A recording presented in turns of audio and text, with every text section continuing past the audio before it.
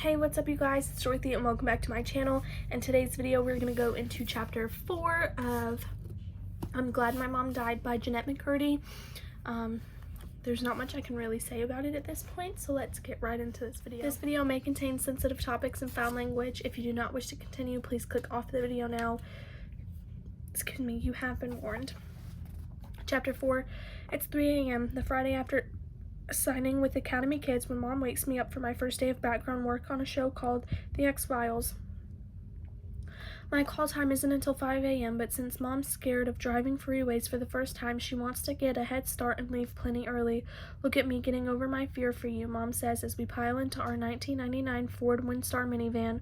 We arrive at 20th Century Fox Studios an hour early, so we walk around for a bit in the dark.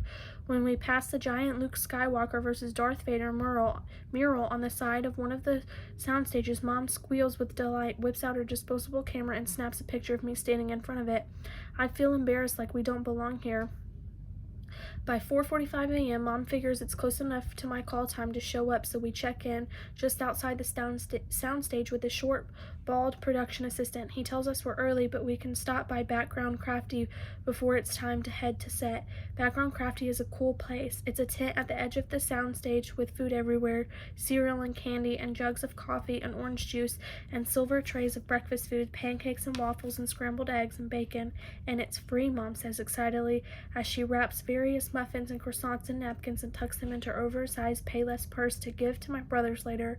There are a bunch of whole eggs sitting in a tray. Mom says they're hard-boiled. I pluck one out to try it. Mom teaches me how to roll an egg on a hard surface to crack the shell, then peel the shell off of the egg white. I sprinkle it with salt and pepper and take a big bite. I love it. I grab a bag of Ritz Bits mini cheese sandwiches too. I could get used to this. By the time I get to the last bite of the egg, all of the other background kids, there are 30 of us, have shown up and we're all called to set at once. We trail behind the bald PA as he guides us to the soundstage where we'll be shooting. As soon as we cross onto the soundstage, I'm in awe. The ceiling is so high and it's covered with hundreds of lights and poles.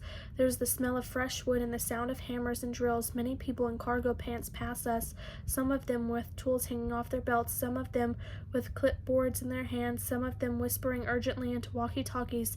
There's something magical about this. It feels like so much is happening.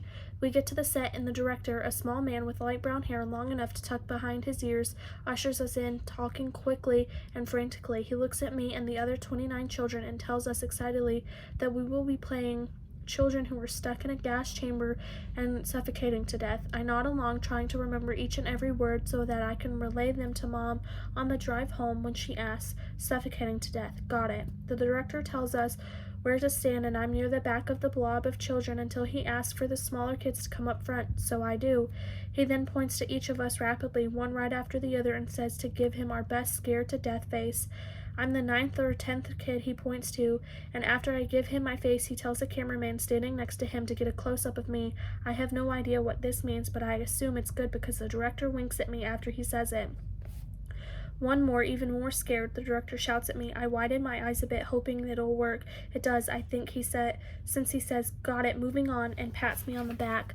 The rest of the day consists of segments of set work and school work, which we are required to do on set, so we go back and forth between the two. Since Mom homeschools me, but she pulled my schoolwork for the day and paper clipped all of the worksheets together into a little packet. The 12-year-old girl seated next to me in the schoolroom keeps elbowing me and telling me that we don't have to do any schoolwork if we don't want to because we're background actors, and the studio teachers assigned to background actors don't care how much work gets done because they just want to teach the principal actors. I tried my best to ignore her and fill out my page on the state capitals. After our half hour or so of schoolwork, segments were pulled from the classroom by the PA to go do the scene again, the same scene, the whole day, the same scene.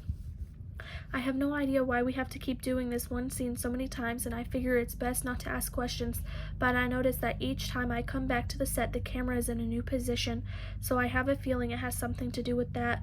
Oh well, at least every time I'm brought to set, I get to see Mom.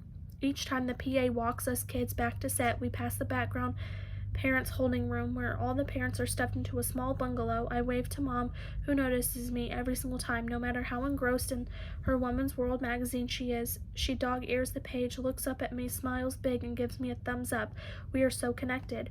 By the end of the day, I'm exhausted. It's been 8.5 hours of being on set and doing schoolwork, and I'm walking from the stage to the schoolroom and taking directions and hearing drills and smelling smoke. There was a fog machine on the gas chamber set to enhance the ambiance. It's been a long day, and I haven't particularly enjoyed it, but I did like the hard-boiled eggs suffocating to death, Mom says eagerly on the way home, as recounts everything I told her about the day. And in a close-up, that's gonna really show off how good you are. I bet once this airs, Academy Kids is gonna beg you to be a principal actor. Beg.